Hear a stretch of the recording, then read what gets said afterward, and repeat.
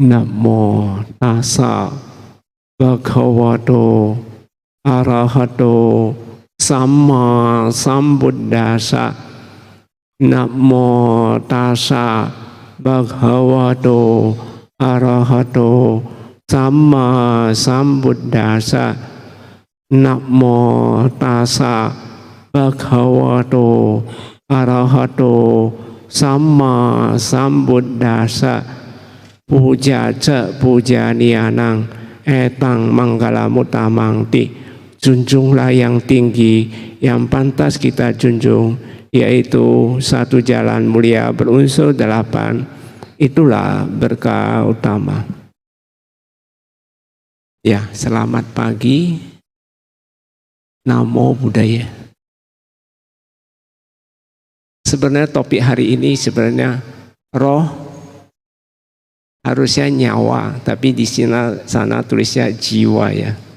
Harusnya nyawa, karena roh dan jiwa itu sama. Tapi sebelum kita bahas secara mendetail, tadi Bante sempat menyinggung masalah 5 sila ya. 5 sila itu Anda harus taati, Anda harus pahami ya. Sila pertama itu apa? Tidak membunuh. Kalau bunuh diri termasuk membunuh atau tidak?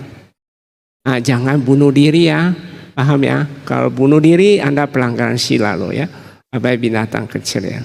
Yang kedua mencuri, artinya tidak diberikan. Kalau Anda misalnya nggak ada yang melihat, tapi Anda mengambilnya, termasuk mencuri nggak? Mencuri ya, apa barang wihara jangan dicoba-coba ambil ya, karena termasuk pelanggaran sila ya. Yang ketiga, berzina, artinya hubungan kelamin yang salah. Kamesu itu hubungan kelamin. Miccacara, micca itu salah. Menurut Winaya, misalnya laki dan perempuan mau hubungan kelamin, kalau tidak dilakukan dengan upacara adat atau upacara keluarga, kumpul kebo kayak gitu ya, tanpa ada pihak 3 mengetahui atau catatan sipil, Anda termasuk pelanggaran.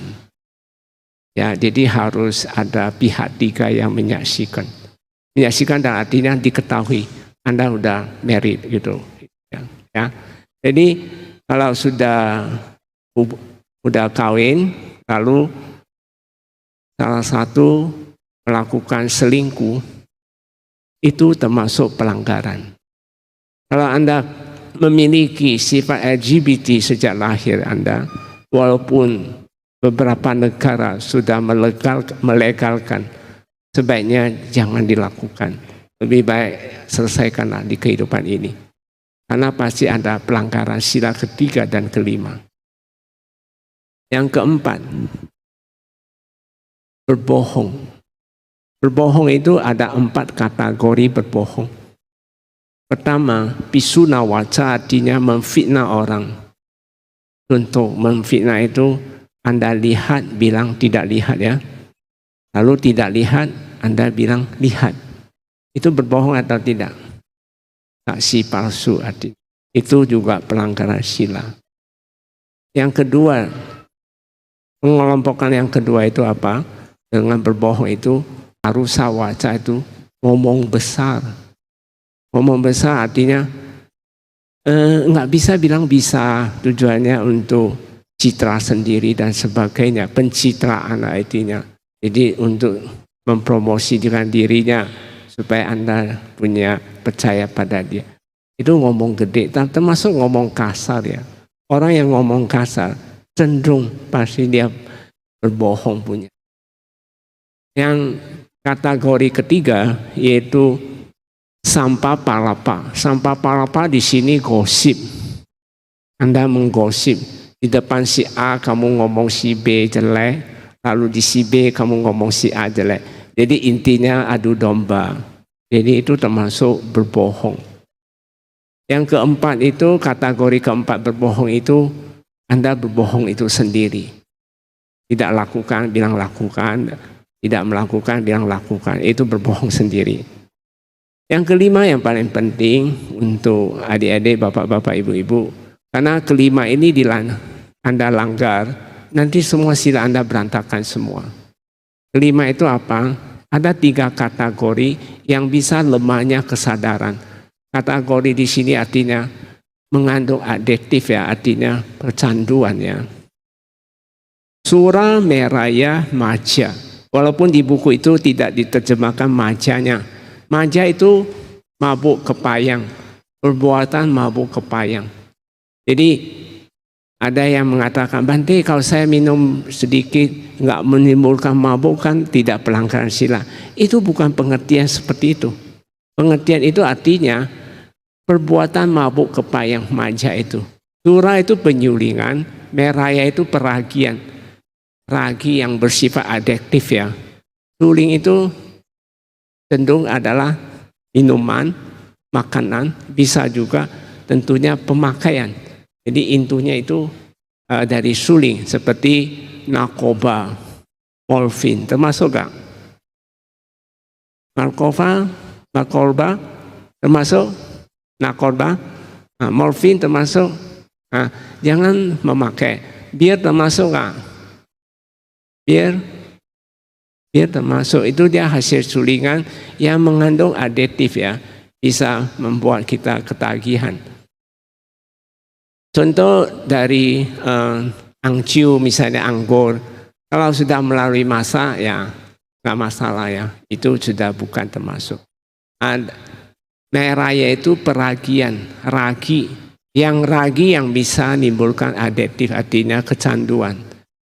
Seperti tape, tempe, kalau saya saran Anda harus melalui masak ya, karena itu dia bisa melemahnya kesadaran. Maja di sini mabuk dalam perbuatan. Contoh mabuk dalam perbuatan itu sepertinya mabuk judi, termasuk nggak? Mabuk main game, termasuk nggak? Mabuk main medsos, termasuk nggak? Itu melalui pikiran, medsos itu pikiran. Mabuk belajar pun sama ya. Kalau mabuk cinta bagaimana? Termasuk nggak? Termasuk, jangan mabuk. Mabuk itu mabuk kerja, mabuk cari duit juga termasuk ya. Jadi jangan mabuk middle aja. Jangan sampai tidak tahu waktu. Termasuk berkeliaran malam hari tak ada tujuannya. Berkeliaran malam hari mencari hiburan, cari apa, itu tak ada ujung waktu. Termasuk bergaul sama orang jahat, itu termasuk pelanggaran. Oke ya, 5 sila sudah saya uraikan. Tadi saya kelupaan, kelolos. Intinya Anda harus jaga sila baik. Baik, kita masuk ke topik ya. Sebenarnya topik yang Bante mau sampaikan itu memang salah sih dia tulisnya. Harusnya roh, nyawa, dan batin. Coba kita kalau ingin membahas hal ini, kita perlu ada referensi-referensi tertentu ya. Apa itu roh? Saya mau tanya Anda. Ada bayangan roh itu apa? Ada nggak? Ibu-ibu, apa itu roh? Kalau menurut kamus ya, kamus besar bahasa Indonesia, roh itu ada sesuatu unsur batin yang ada di jasmani. Di sana dimatakan dia sebagai penyebab hidup katanya. Yang bisa menyebabkan hidup. Ini perlu kita garis bawahi ya. Penyebab hidup ya. Penyebab hidup itu roh dalam kamus bahasa Indonesia. Dan dia dicipta oleh Tuhan. Di sana tertulis di kamus besar ciptaan Tuhan kata Buddha. Mungkin kita perlu sedikit bahas tentang kata Tuhan itu sendiri. Setuju? Ternyata bahasa Tuhan itu adalah bahasa Jawi kuno. Saya rasa di kitab suci manapun tidak ada kata bahasa Jawa. Jawi kuno itu enggak ada. Semua ada tergantung di mana agama itu berdiri. Contoh ya, kalau agama Buddha kan mulainya di India, benar atau tidak? Di India, di kitab suci di sana, nggak mungkin kamu akan ketemu kata Tuhan itu sendiri. Karena kata Tuhan itu adalah bahasa Jawi kuno. Setuju? Nangkap? Nah, jadi Tuhan itu adalah artinya pemimpin. Tapi dalam konsep ketuhanan ada. Di dalam bahasa Pali maupun Sanskerta punya konsep ketuhanan. Demikian juga dengan agama besar lainnya seperti Islam. Kan berdirinya di negara Arab kan. Arab pun tidak akan mengenal kata Tuhan, benar atau tidak? Karena itu bahasa Jawi. Yang ada cuma konsep ketuhanan. Demikian dengan Kristen atau Katolik. Pendirinya ada di Roma kan. Bahasanya juga bahasa Roma. Tentunya konsep ketuhanan itu ada. Paham belum ya? Bisa ditangkap ini ya? Nah ya, jadi Tuhan itu adalah bahasa Jawi kuno. Yang ada di semua agama adalah konsep ketuhanan. Oke? Konsep ketuhanan. Coba kita teliti tentang masalah konsep ketuhanan. Semua agama, semua pemuka agama pasti menyetujui bahwa Bante gunakan kata Tuhan aja ya. Jadi Tuhan itu tidak dilahirkan. Oke? Sesuatu konsep yang pencipta itu tidak dilahirkan. Benar? Nah, saya mau tanya Anda. Bapak Ibu di sini dilahirkan atau tidak? Dilahirkan kan? Ada papa dan mama? Nah, jadi kalau Tuhan atau konsep sebagai pemimpin ya, kalau ada papa mama berarti bukan pertama kali ya, benar atau tidak? Berarti semua agama mengakui bahwa Tuhan itu tidak dilahirkan. Setuju ya? Tuhan itu pun tidak dicipta. Karena kalau dicipta berarti ada yang menciptakannya lagi. Jadi kalau karena bukan suatu tidak dilahirkan dan tidak dicipta, berarti bukan sesosok, bukan makhluk, tapi suatu hukum, yaitu hukum alam. Setuju? Nah, hukum alam inilah adalah salah satu adalah hukum karma. Coba kita bahas tentang hukum alam. Kan ada 5 hukum alam. Sang Buddha ada panca niyama, ada 5 niyama. Yang bisa menyangkut manusia itu ada 3. Pertama utu niyama, cuaca ya. Jadi musim panas, musim dingin, musim apapun, itu ada hukum sendiri. Mau musim dingin, mau musim salju, ada hukum sendiri. Dia mengaturnya, dia nggak usah kita atur. Dia ada satu hukum yang mengaturnya. Nah itu hukum alam. Yang kedua, bija niyama, yaitu hukum tentang tumbuh-tumbuhan. Kita nggak perlu mengatur. Tumbuh-tumbuhan dia bisa atur sendiri asal sesuai hukumnya. Ya, Anda tanam, hukum di tanah, dia akan berbuah dan sebagainya. Kamu tanam pepaya ya buahnya pepaya lah. Itu hukum alam ya. Paham ya? Nah, yang ketiga itu hukum karma, hukum perbuatan. Itu berlaku semua makhluk. Jadi Anda berbuat jahat akan, kata Buddha, perbuatan jahat ini itu sangat berat sekali. Bagaikan batu. Ini sebelumnya Sang Buddha pernah mengatakan kepada satu Brahmana. Brahmana ini punya keyakinan pandangan salah. Ya, saya singgung sedikit dulu ya, supaya alurnya Anda bisa nangkap bahasan pagi ini. Memang judulnya cukup berat, tapi coba saya sampaikan dengan Anda dengan yang gampang-gampang. Ada satu Brahmana mengatakan temu kasapa Sang Buddha.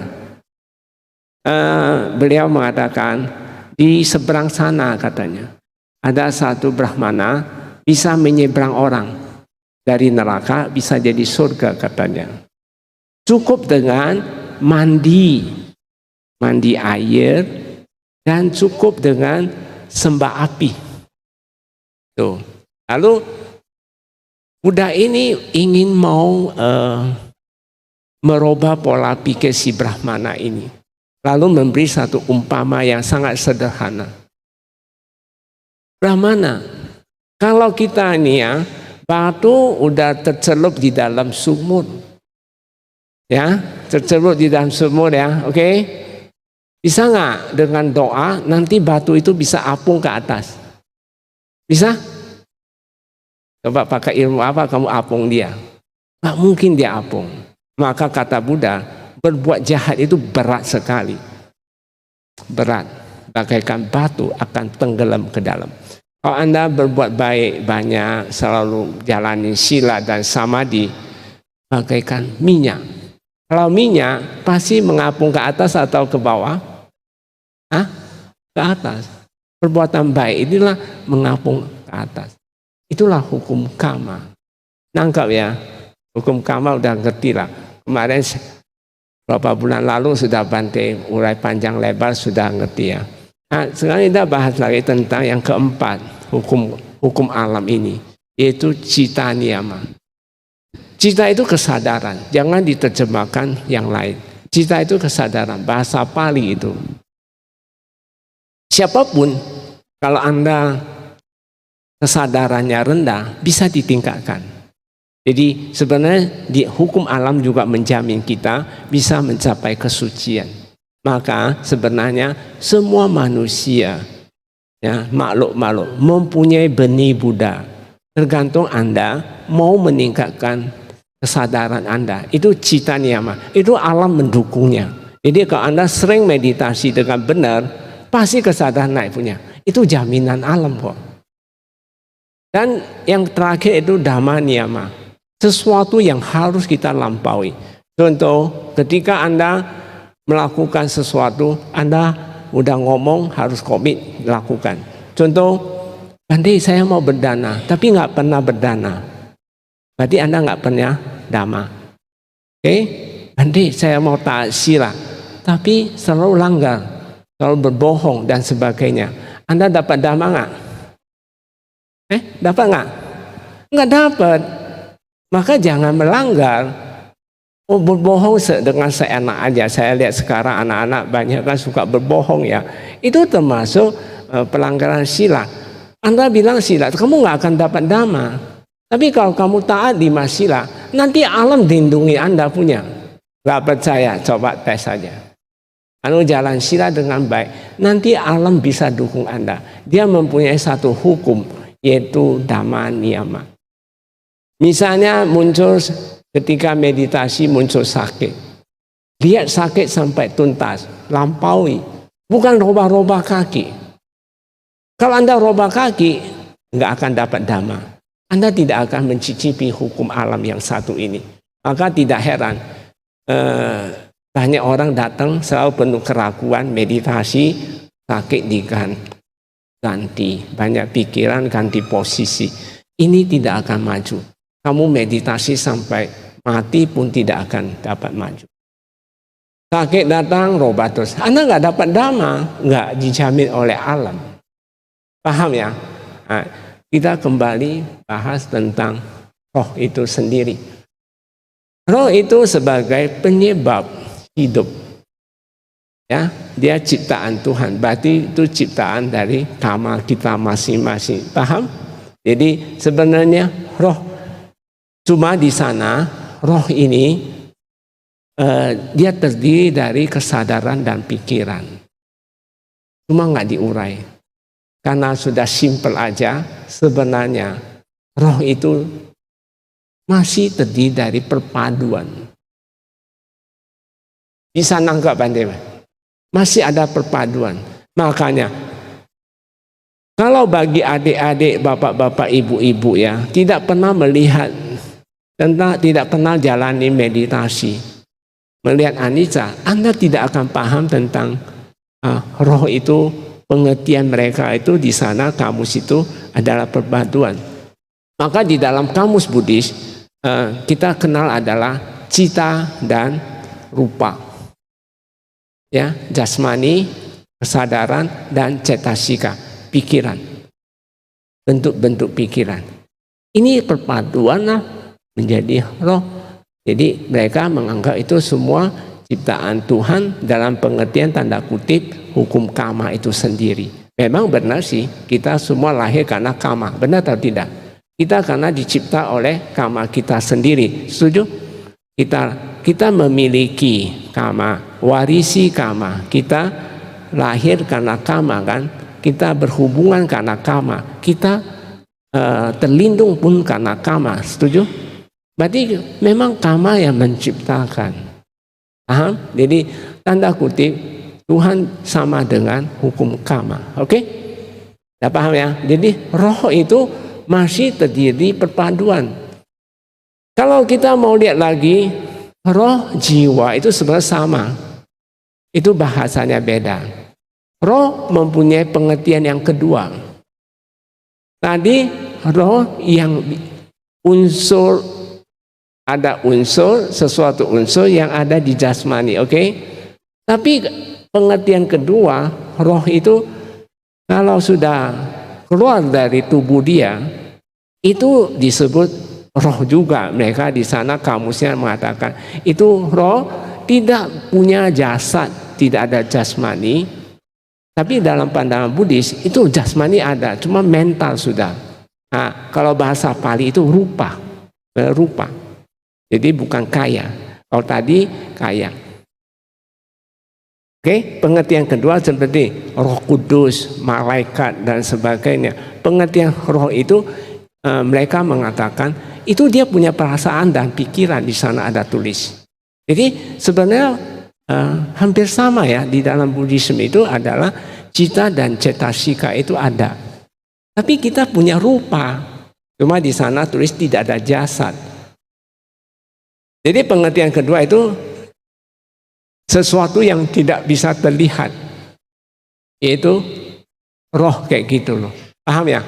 Jadi kalau kita dalam pandangan Buddhis ya, orang meninggal langsung menjadi lahir kan? Nah, lahir tergantung lahir di mana. Kalau Anda lahir jadi setan, ya setan, jadi apa? Opatitika, langsung gede. Lahir jadi dewa, langsung besar. Nggak ada melalui proses rahim. Nangkap? Jadi dia nggak melalui proses lahir. Kalau proses lahir kan dari baby proses sampai membesar. Itu alam manusia, alam binatang itu melalui proses rahim. Kalau opatitika itu di setan lah, asura lah, apalagi peta lah, termasuk dewa lah, termasuk Brahma, dan itu semua opapatikika. Jadi langsung besar punya, tidak ada proses melalui proses dua kelahiran. Kalau ayam tetap dua kelahiran, yaitu dia telur baru netas.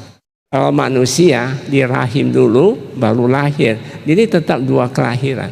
Kalau di dewa dia satu kelahiran. Ya, roh yang di sana maksudnya itu sesuatu makhluk yang halus. Tapi dalam pandangan Buddhis, roh itu adalah sebenarnya kita langsung lahir, tergantung lahir di mana. Kalau Anda lahir jadi dewa, ya roh dewa lah kayak gitu, pengertiannya kayak gitu. Kalau Anda lahir jadi setan, ya kalau dalam tetangga bilang iblis dan sebagainya. Tapi itu sebenarnya makhluk setan sudah, makhluk asura. Udah nangkap ya? Jadi roh itu udah Anda sepakati bahwa menurut Kamus Bahasa Indonesia bahwa itu ada sesuatu unsur, dia sebagai penyebab hidup. Jadi kalau kita kaitkan di dalam Buddhism, yang bisa mengkaitkan hidup itu adalah kesadaran dan pikiran. Dan ingat, ketika kita saat mau meninggal, tidak ada sesuatu yang keluar, ada sesuatu yang muncul dan lenyap. Contoh, nanti semua kesadaran pikiran Anda akan menyatu menjadi satu, yaitu nama rupa. Nah, Bante lebih suka pakai bahasa Pali ya, nama rupa, lebih Anda tergigit. Saya nggak pakai tantian lah, cakra lah dan sebagainya. Walaupun itu mirip-mirip, tapi penggunaannya mereka beda. Jadi saya lebih suka pakai nama rupa. Ya, Anda di seluruh tubuh kita. Kalau Anda sering meditasi, kamu akan ketemu dia. Nama rupa ini tidak akan jelas kalau Anda tidak melampaui insight. Artinya kesadaran dan pikiran kalau belum 50-50 itu tidak akan muncul. Nanti setelah Anda sudah 50-50 dan lewat sedikit, pada saat itulah dia akan muncul, timbul dan lenyap. Nah, untuk dapat pengalaman ini, saran Bante untuk Bapak Ibu adik-adik, rajin-rajin meditasi aktif jasmani. Nanti akan kamu bisa ketemu yang disebut nama rupa. Karena kalau kita masih terkonsep dengan adanya roh atau jiwa yang kekal, itu repot. Padahal kalau secara dhamma, roh dan konsep itu di sana ada tulis terdiri dari kesadaran dan pikiran. Tapi sesungguhnya di dalam Buddhis itu adalah cita dan cetasika itu sendiri. Jadi bukan sesuatu yang kekal, ingat ya, nggak ada yang kekal. Ada cuma proses kepada. Contoh kalau si A lahir, jangan salah konsep ya. Banyak orang salah konsep tentang masalah roh dan jiwa itu. Nah, sehingga ketika dia lakukan sesuatu, baik ritual maupun spiritual, dia selalu mengkaitkan keadaan sesuatu makhluk. Padahal itu suatu proses dari pikiran dia sendiri. Konsep. Oke, nah sekarang saya nggak mau kasih berat-berat untuk Anda. Yang kedua, nyawa. Tadi judulnya harusnya nyawa. Dia tulisnya jiwa. Nyawa dari mulut kamus bahasa Indonesia itu setara roh bersatu kepada tubuh. Dia bisa memelihara tubuh kita. Itu karena nyawa itu. Jadi dia hampir mirip-mirip ke roh. Tapi sudah perpaduan ke jasmani. Nangkap ya? Kalau udah perpaduan, udah Anda lahir di jasmani, itu disebut nyawa. Dalam kamus bahasa Indonesia itu nyawa. Sesuatu yang sudah bersatu dengan jasmani. Dia tugasnya memelihara. Memang benar juga sih. Coba kamu perhatikan. Kenapa jasmani kita bisa sehat dan tidak sehat? Jasmani kita sangat memerlukan kesadaran. Coba Anda perhatikan ya.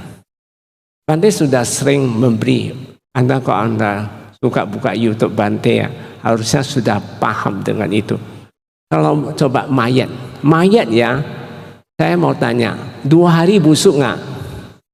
Busuk atau tidak? Busuk ya. Coba yang masih hidup, kenapa dia bisa busuk? Karena nggak ada kesadaran. Benar? Coba yang masih hidup, busuk nggak 2 hari? Kenapa?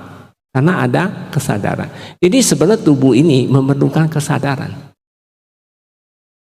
Bisa tanggap? Jadi tubuh ini sebenarnya dia butuh Anda. Jadi Anda mau sehat atau tidak, sering jalani sila, sering jalan meditasi, Anda pasti sehat walafiat. Anda akan bebas dari segala penyakit. Penyakit itu datang dari mana? Pikiran. Pikiran datang dari mana? Semua buah kamar lampau. Kenapa bisa merusak ke tubuh? Karena Anda tidak membentengi kesadaran Anda. Oke? Nah, secara garis besar, nyawa ini adalah dia suatu pemeliharaan. Dia memiliki hakikat. Dia mempunyai semangat. Katanya di dalam satu. Tapi benar sih, kesadaran memiliki semangat. Paham ya? Jadi kita bisa hidup ini atau nyawa kita ini sebenarnya ada di kesadaran dan pikiran kita. Kalau kita bisa jaga kesadaran pikiran terus menerus, maka kita pasti hidupnya panjang umur, sehat-sehat.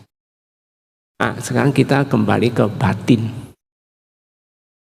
Batin ini, kata di sana kamus tulis, batin ini dia itu sesuatu yang terdapat di dalam hati kita. Hati. Di sana ada tulis. Coba kita teliti. Menurut Abhidhamma, cita itu kesadaran. Kata Buddha, di hati kita atau di jantung kita ini, dia memiliki 79 cita. Ada 79 cita. Jadi ada di dalam hati, itu disebut batin. Jadi memang lebih cocok pakai bahasa batin dalam untuk kamus bahasa Indonesia. Jadi secara garis besar kesimpulan, roh, nyawa, dan batin ini sebenarnya hampir-hampir sama. Cuma pemahaman Anda sampai sejauh mana. Kalau Anda pemahamannya nggak ada, tidak bisa dapat. Bisa tangkap. Nah, kesadaran dan pikiran itu sangat penting Anda bisa bedakan. Kalau Anda sudah bisa bedakan, itu baik sekali. Ya baik, karena waktu cukup, udah hampir dekat. Saya lemparkan ke Anda, kira-kira ada pertanyaan, silakan.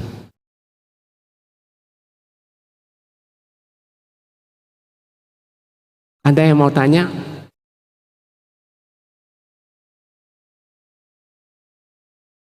Masih ada 15 menit, 10 menit. Oh, nggak ada yang mau tanya.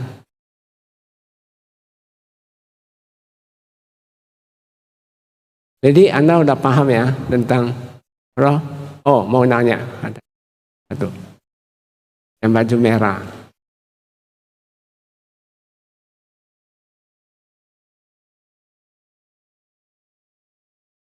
Nah, nama budaya Bante. Iya, nama budaya. Bante, saya ingin bertanya, kan hari ini kan Bante ada bilang tentang nyawa dan badan gitu. Kalau itu selama ini kan banyak juga yang ada roh yang bisa masuk ke banyak-banyak tubuh itu. Kayak misalnya ada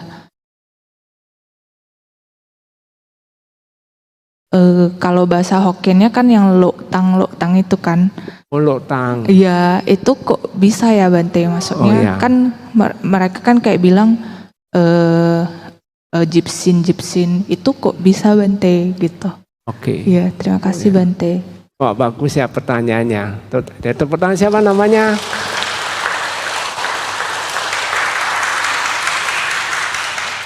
Namanya siapa?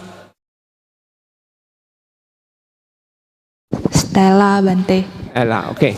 Baik, memang masyarakat Medan. Ini Medan. Kebetulan Anda juga orang Medan juga sih. Tapi sini saya kasih informasi. Supaya Anda agak cerdas sedikit. Kenapa orang bisa lok tang ya masuk? Pertanyaan kita jangan bahas yang ini dulu. Kita bahas kenapa seseorang lalu makhluk itu masuk melalui mana, yang penting dulu ya. Dari situ nanti kamu akan connect ke sana. Makhluk, dia tidak masuk melalui tubuh. Dia pasti ke pikiran dulu. Dia masuk ke pikiran. Dia ke otak kita. Paham otak? Dia masuk ke otak. Jadi, kalau pikiran Anda muncul negatif, dia sendiri negatif ya. Loktangnya juga tergantung ya. Kalau makhluk dari alam peta, dia pasti sinyalnya rendah sekali. Kenapa dia bisa hanya ke tempat Anda? Karena sinyal Anda sama sinyal dia itu sama. Contoh ya, kalau ada pemancar TV, pasti ada penerima TV kan, benar atau tidak? Sistem kerja kayak gini persis itu. Kalau sinyalnya mereka sama, ketemu nggak? Muncul gambar nggak? Muncul kan? Kalau misalnya, kalau terserah mau TVRI mau apa, pasti harus ada UHF berapa. Kalau sinyalnya sama, pasti muncul gambar, benar atau tidak? Jadi karena sinyalnya sama, makhluk orang ini yang kena masukkan ini, dia itu sinyalnya sama dengan makhluk ini, pas dia lewat, dia akan sekutu dengan Anda. Jadi, bagaimana kalau kita nggak mau menerima hal ini? Gampang. Kita punya kesadaran ditingkatkan.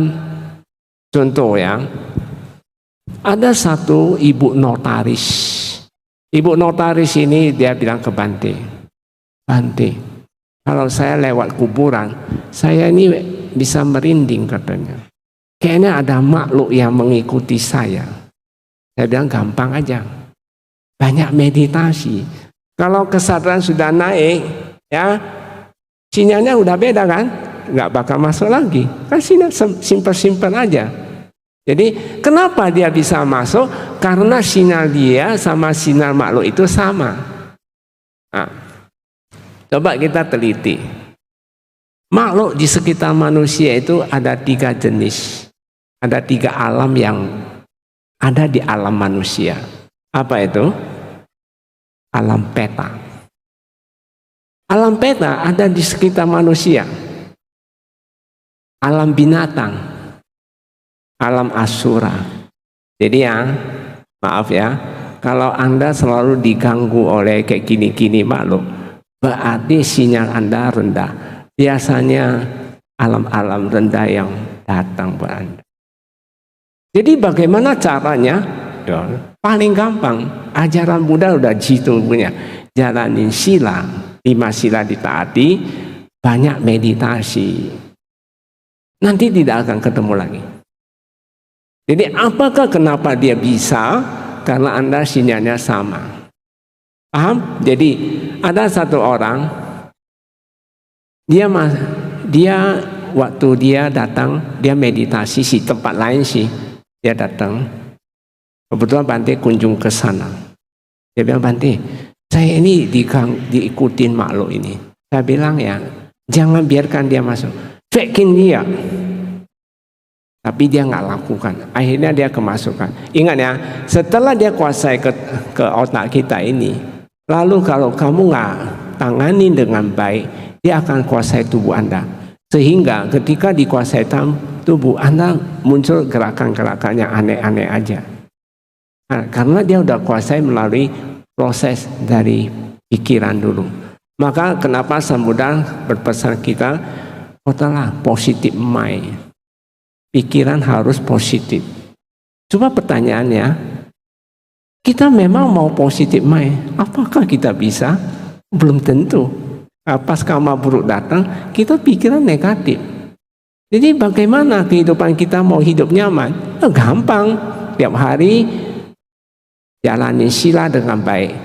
Tiap hari meditasi 3 jam. Tidak boleh tidak. Maka hidup Anda pasti bahagia.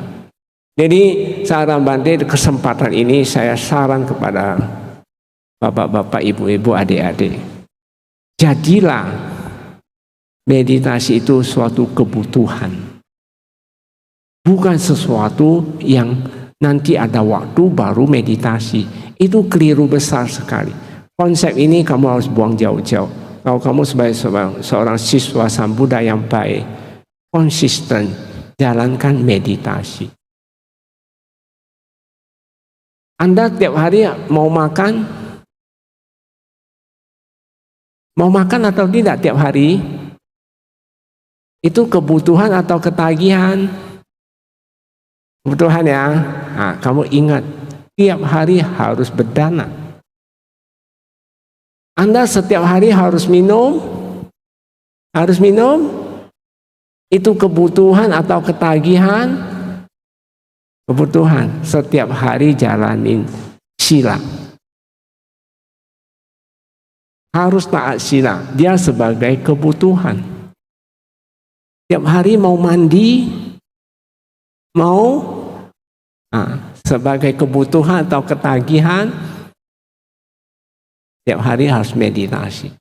Itulah jadi bagian suatu kebutuhan. Oke, terjawab?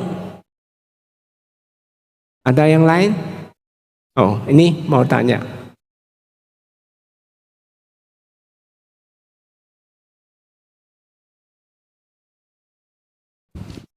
Bapak siapa namanya? Pak Putra Bante.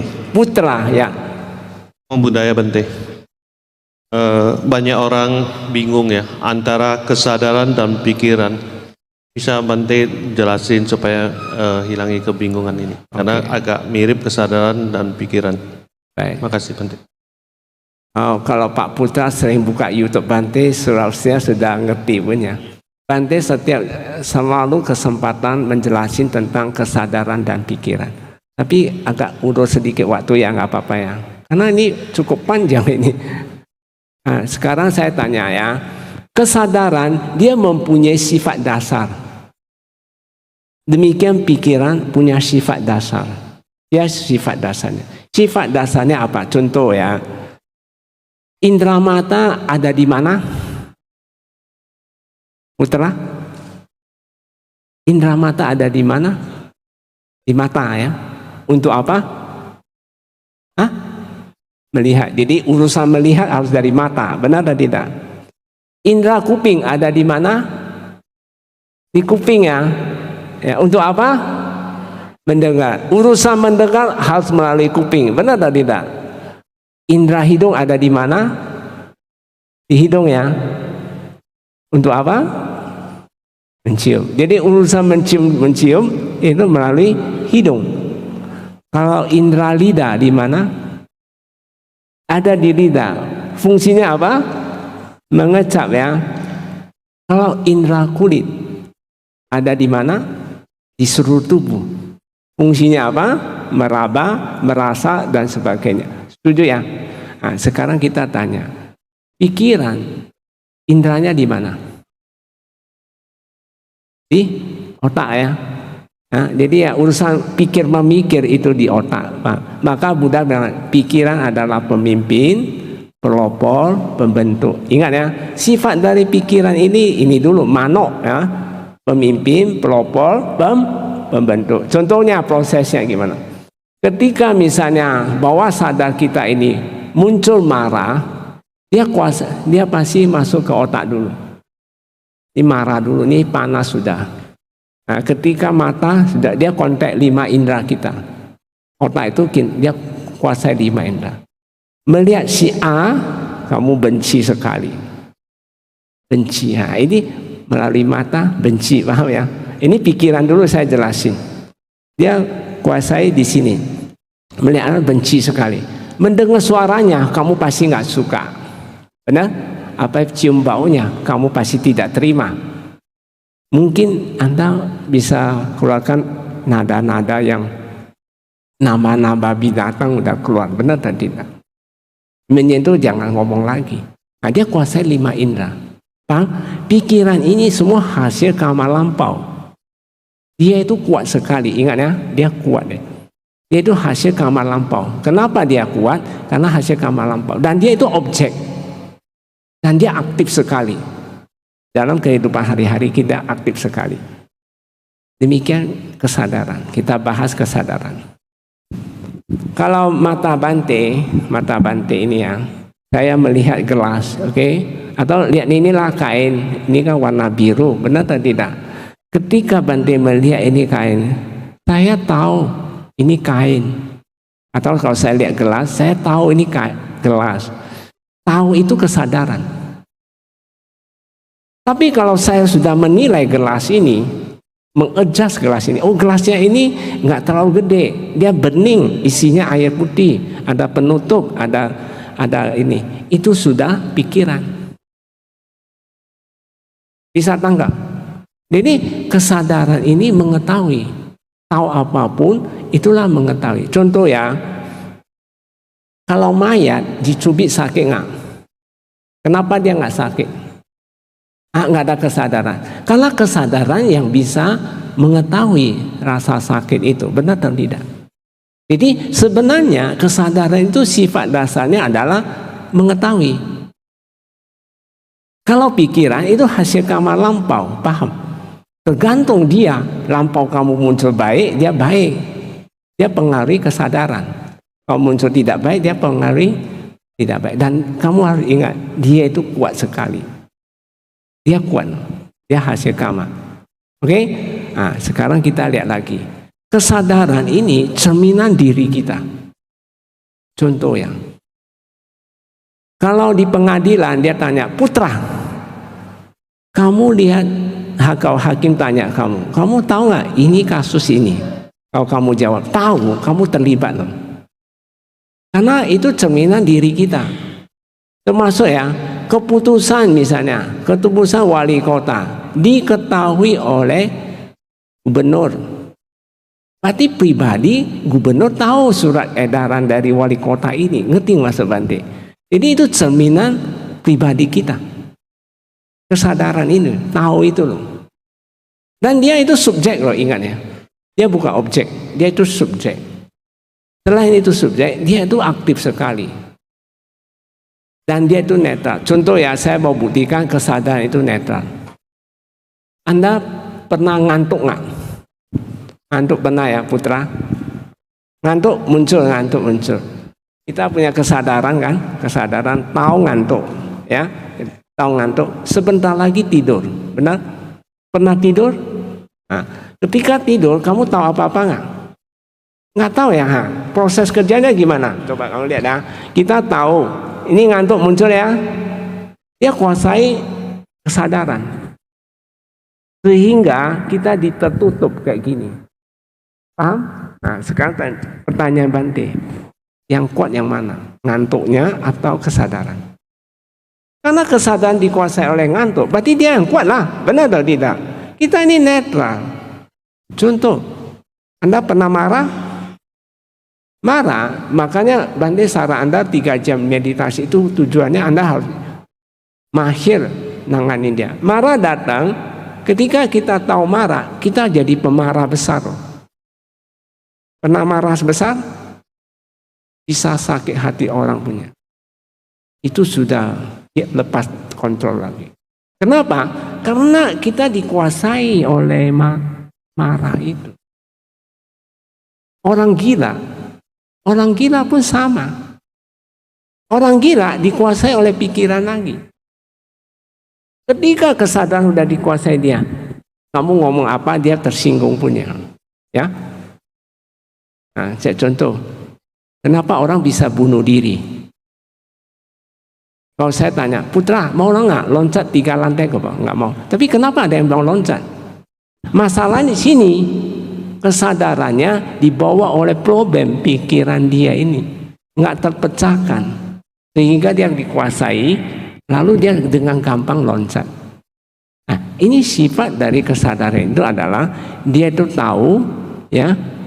Cerminan diri kita, dia itu subjek, netral, dan aktif. Sedangkan pikiran, dia itu hasil kamar lampau. Ya, dia itu objek, dan dia itu kuat. Dia itu aktif juga. Coba kamu perhatikan. Dia kuat, kamu netral. Siapa yang menang? Pikiran. Maka tidak heran, banyak orang cenderung stres. Bapak Ibu di sini saya mau tanya Anda bisa bedain stres sama depresi nggak? Bisa? Apa itu stres? Apa itu depresi? Nah, stres itu artinya, misalnya kamu nggak dapat kebiasaan perbuatan, misalnya contoh pekerjaan yang tidak pernah kamu lakukan punya, tapi tumpuk. Saat itu kamu stres sekali. Aduh, ini kerjaannya kok banyak sekali. Kan stres ya. Pada saat itu kamu tegang itu. Tapi kalau berkelanjutan sampai muncul kesel di dalam, itu sudah depresi. Jadi depresi itu hasil dari lampau punya. Jadi kalau kita nggak bisa kontrol kesadaran kita bisa masuk ke stres dan depresi. Saran Bante, kalau Anda mau bebas dari stres dan depresi, tingkatkan kesadaran Anda. Bante nggak pernah stres punya. Masalah apapun, Bante selalu terjawab melalui meditasi. Saya nggak mau tahu. Ini saya tahu ini pikiran punya. Jadi kalau Anda meditasi masih permasalahkan samatha dulu dan vipassana dulu, berarti Anda masih kelompok stres. Kenapa? Memakai pikiran terus, berpikir terus, yang harusnya tahu. Nah, saya lebih simpel untuk Putra ya, karena jamnya sudah waktu. Jadi kita lihat depan mata. Saya tahu ini makanan, saya tahu ini bukan makanan. Oke? Nah, saya tahu makanan ini itu kesadaran. Lengkap, cukup tahu. Jadi kalau di meditasi kamu cuma banyak tahu, kepo-kepo, berarti ikut pikiran. Jadi tidak heran.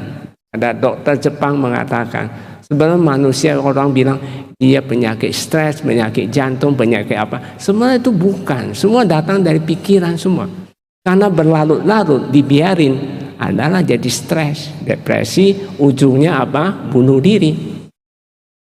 Paham? Cukup ya, saya rasa waktunya sudah selesai. Sabi sata bawantu sukitata. Semoga semua makhluk hidup berbahagia.